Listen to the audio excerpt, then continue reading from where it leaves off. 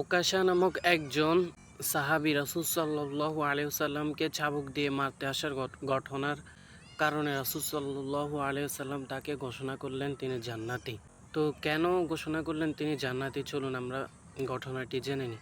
ঘটনাটা আসলে অনেক বড়, আমি আপনাদেরকে সংক্ষিপ্ত আকারে মূল বিষয়গুলা বলবো ইনশাল্লাহ। রাসূল সাল্লাল্লাহু আলাইহি ওয়াসাল্লাম যখন মৃত্যুসজ্জায়, তখন তিনি সকল সাহাবীকে বললেন, তোমরা আমার সামনে উপস্থিত হও। তো সকল সাহাবী উপস্থিত হলো।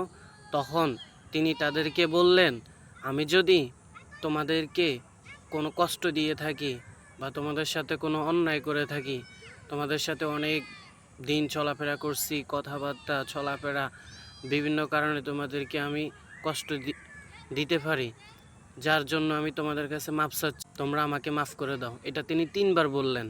তখন ওকাশা নামে একজন সাহাবী ছিল, তখন সে বলল, এটাই সুযোগ, এটাকে কাজে লাগাইতে হবে। তার অনেক ইচ্ছা ছিল আর কি রাসূল সাল্লাল্লাহু আলাইহি সাল্লামের ওই নবুয়াত মোবারকটা দেখার জন্য। তো সে আর কি দেখার জন্য এই কাজটা করলো আর কি।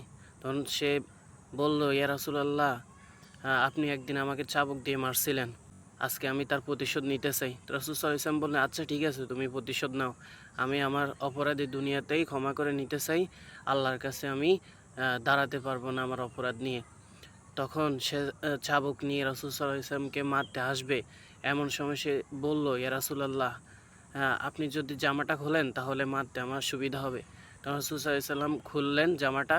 তখন রাসূল সাল্লাল্লাহু আলাইহি সাল্লামের নবুয়াত মোবারক দেখে নিজেকে আর কন্ট্রোল করতে পারলো না। সে রাসূল সাল্লাল্লাহু আলাইহি সাল্লামকে জড়িয়ে ধরে তার নবুয়াত মোবারকে চুমু খেলেন। তখন সকল সাহাবী সেখানে উপস্থিত ছিলেন, তারা সকলে এই ঘটনার দিকে হতবিম্ব হয়ে গেল, কি থেকে কি হয়ে গেল। তো রাসূল সাল্লাল্লাহু আলাইহি ওয়াসাল্লাম বলল, তুমি এমন কাজ কেন করলে? তো রাসূল সাল্লাল্লাহু আলাইহি ওয়াসাল্লাম, ওকাশা বলল, ইয়া রাসূলুল্লাহ, আমার অনেক দিনের ইচ্ছা ছিল আপনার নবুয়াত মোবারকটা দেখার জন্য, কিন্তু কোনো ক্রমেই আমি সুযোগ পাচ্ছিলাম না, আজকে সুযোগ পাইলাম। তো রাসূল সাল্লাল্লাহু আলাইহি ওয়াসাল্লাম সকল সাহাবীর মাঝে তাকে ঘোষণা করলো, তোমরা দুনিয়াতে যদি কোনো জান্নাতি ব্যক্তি দেখতে চাও তাহলে আমার ওকাশাকে দেখো, সে জান্নাতি ব্যক্তি। সুবহানাল্লাহ।